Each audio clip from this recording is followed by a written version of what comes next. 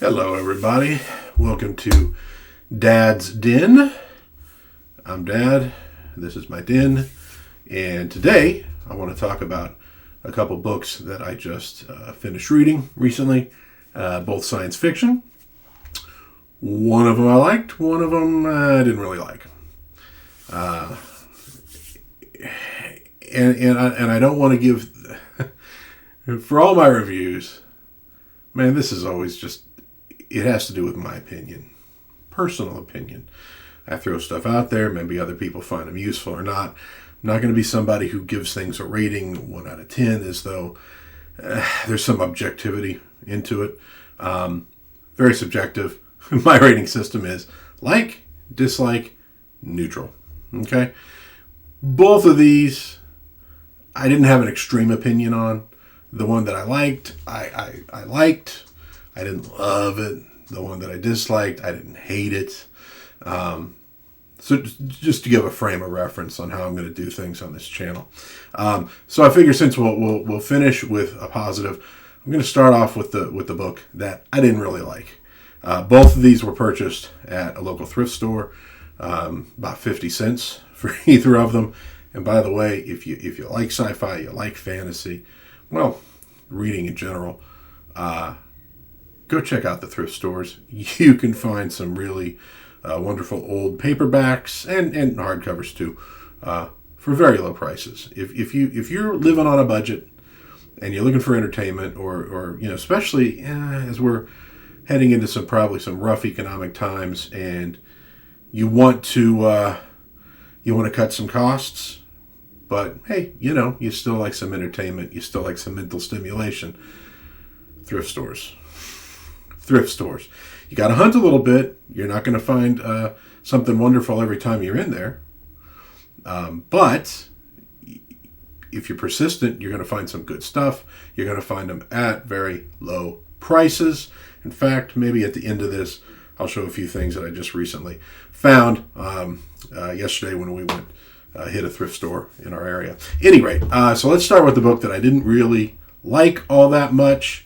And it just occurs to me, and I have not messed with my microphone. I hope this is coming through. That would really suck if it didn't. So, book that I didn't really care for very much. A.E. Van Vogt, Rogue Ship. Now, Van Vogt was a respected science fiction author, although I, from what I gather, some people love him, some people, I don't want to say hate him, don't really like him. I probably fall on that side. Rogue Ship was written, maybe I should sort of keep it up here. Probably not like that.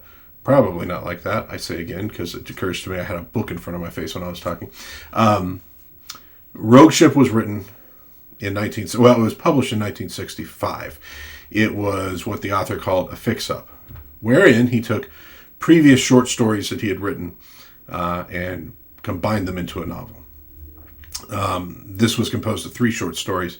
The first one was written, I believe, in 1947. The second in 1950. The third was in the early 60s. And frankly, it feels like a novel that was cobbled together from 3 short stories. I don't want to do any spoilers, but the basics is we have a spaceship called the Hope of Man, kind of a generation ship that is cruising from Earth to Alpha Centauri at sublight speeds, so it's a very long journey.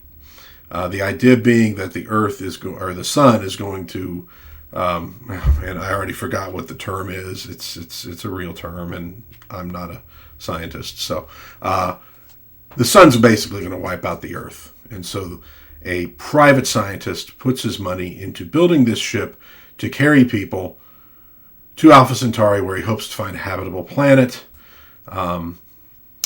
He runs the ship essentially like a dictator, and they strike out when they get to Alpha Centauri, and they go from there. I am going to put this down because that's annoying holding it the whole time.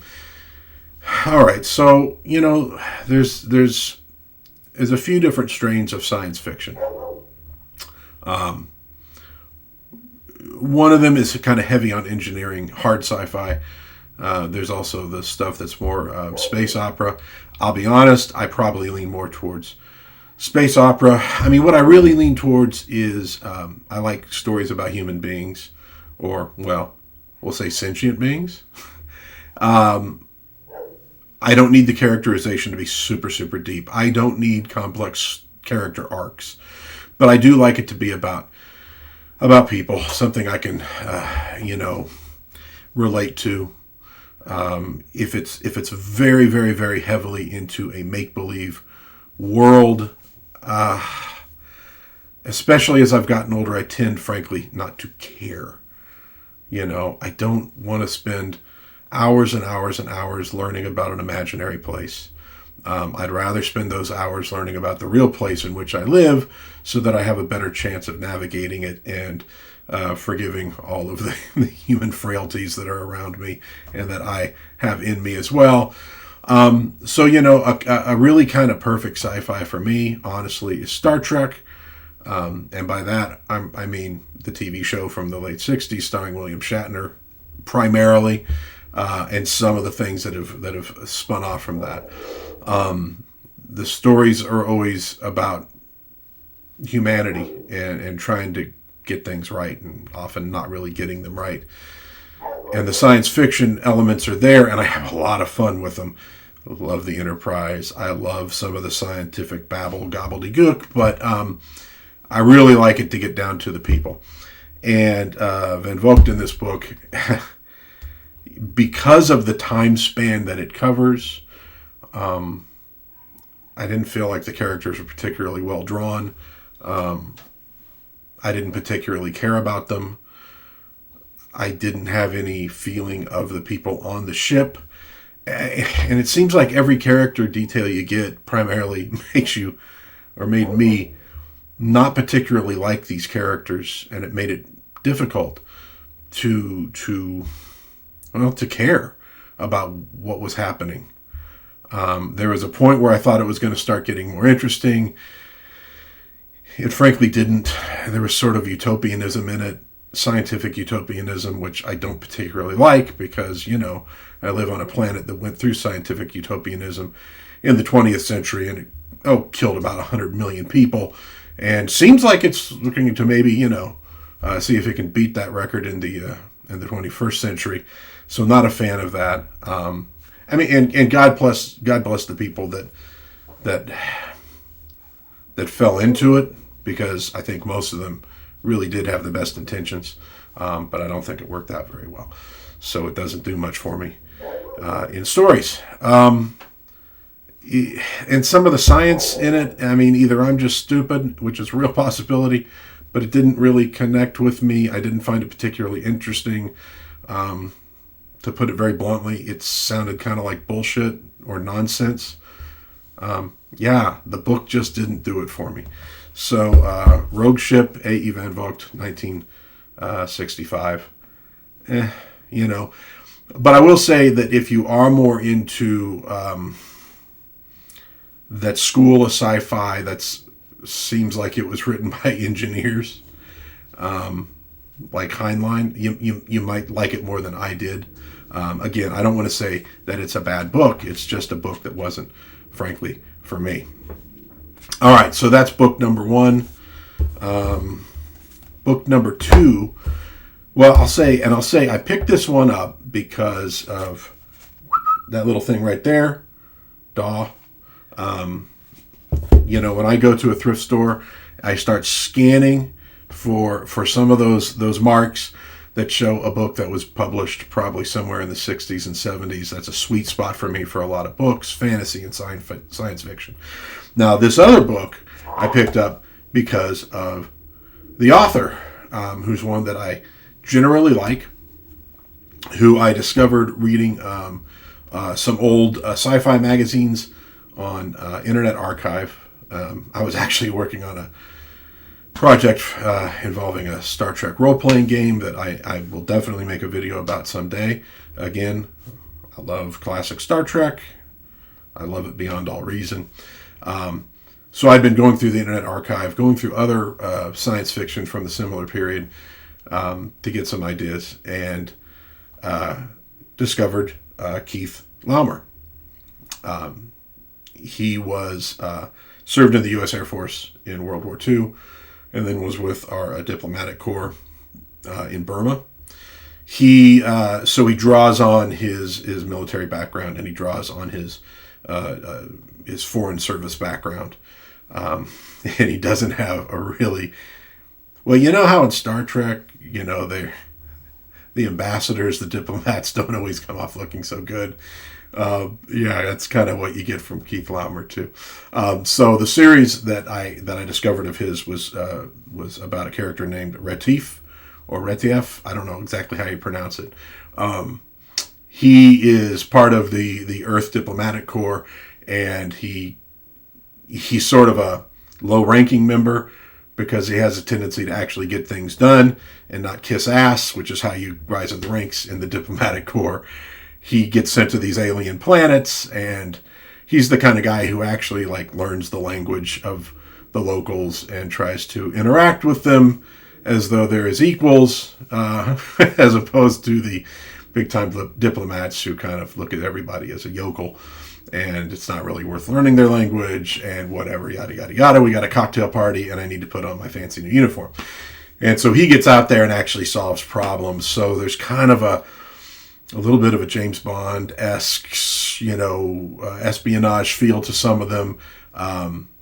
I really enjoy a lot of that early Retief stuff, and if you go out there, you could find it. Retief. They're kind of fun. Now, this particular book that I picked up is called The Glory Game. It is not about Retief. It is it's very much a Cold War era sci-fi novel. It was published in 1973. Now, this is 2 years after Laumer had a stroke and was unable to write. And so there were some books published that had been written before the stroke and had not yet been published. I don't know exactly when this was written, but it has a definite Cold War feel to it. Again, I don't want to give any spoilers for this one exactly. So the basics are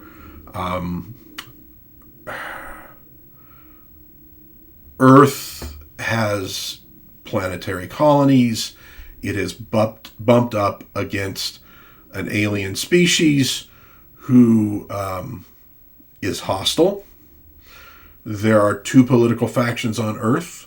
And I'll say right off, neither of them particularly realistic or wise. One wants peace at all costs and looks at them as being a backwards folk, and if we just give them lots of money and technology, well, they'll come around and they'll be just like us, and we won't have any problems with them.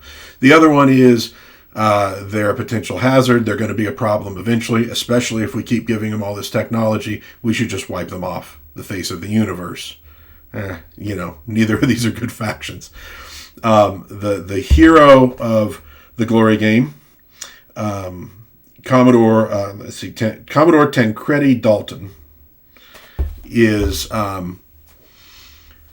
he's probably a character or a hero cut from the same cloth as a Captain Kirk, maybe a little more down to earth. He's career officer. He knows his stuff.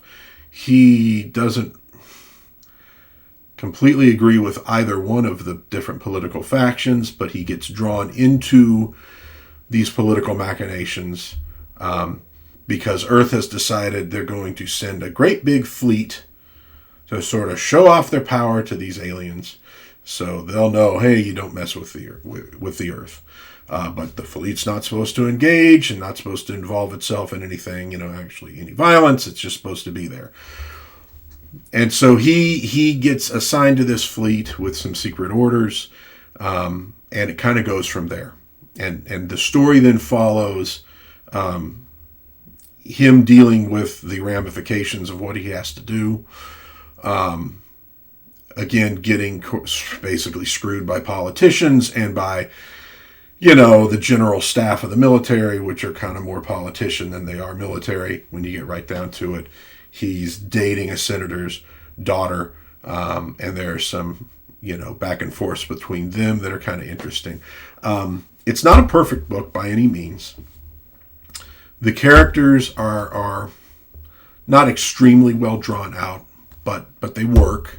They serve the story for sure. I definitely came away liking Commodore Dalton and wanting to see him survive and succeed. So that's a good sign right off the bat. There is a space battle involved, and I will say it had me really kind of turning pages, almost skipping a few sentences because I wanted to see how it was going to turn out. So that was a good sign for me. I felt the ending was a little pat. It worked, but it wasn't great.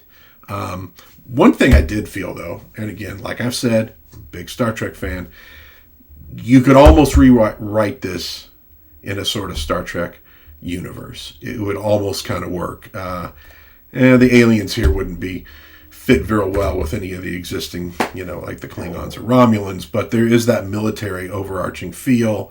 One man having to sort of, use his genius to pull everybody's fat out of the fire, a la Captain Kirk.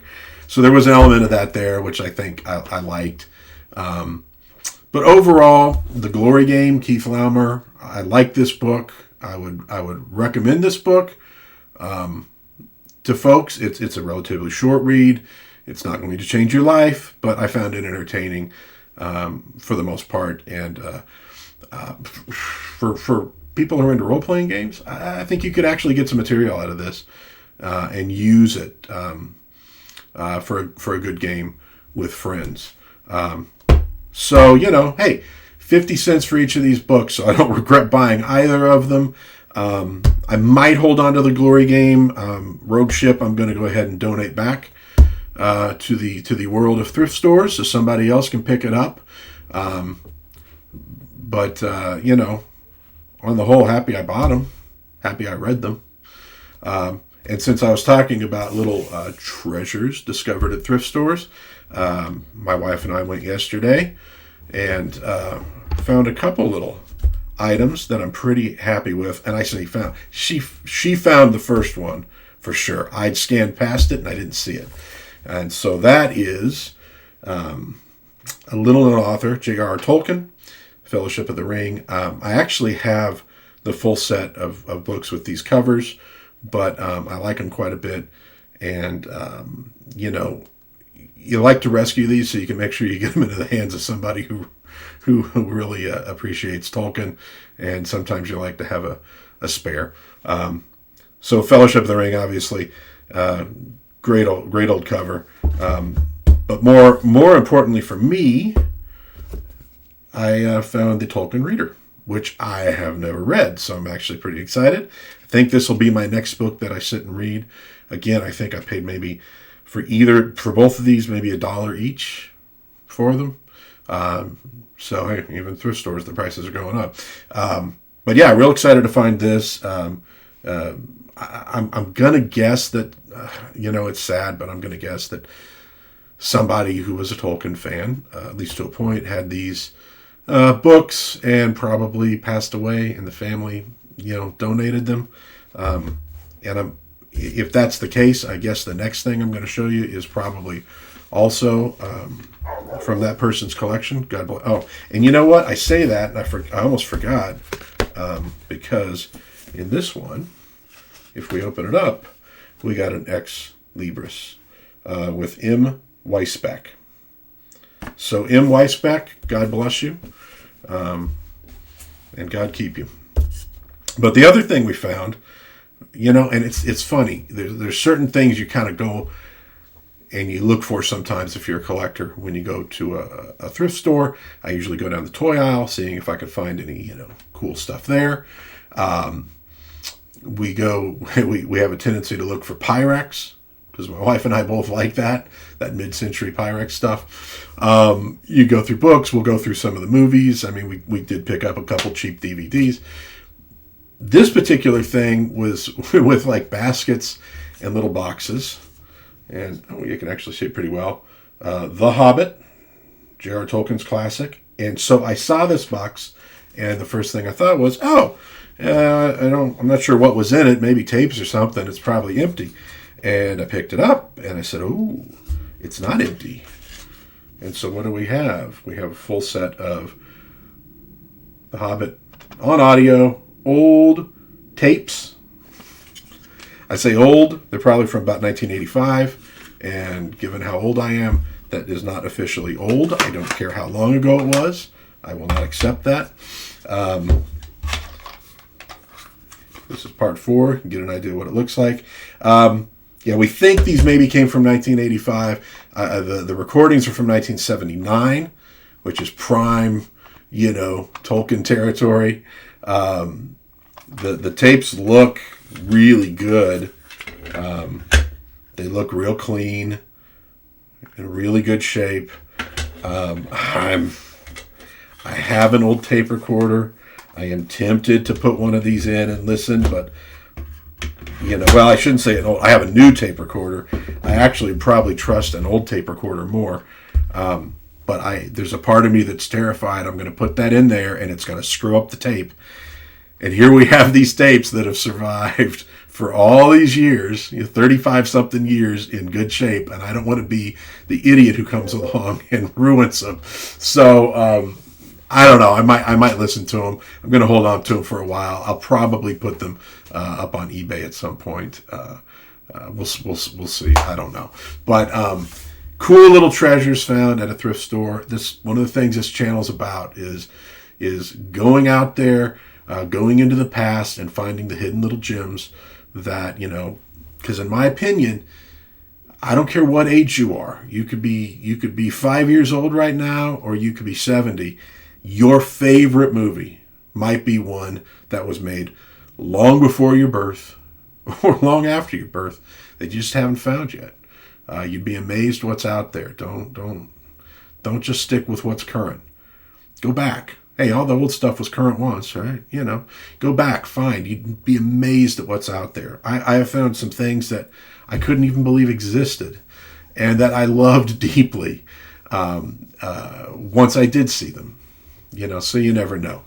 All right, so I think that'll probably wrap up this video. It looks like we'll be going about 22 minutes or so, which means maybe I'm getting better at this. I don't know.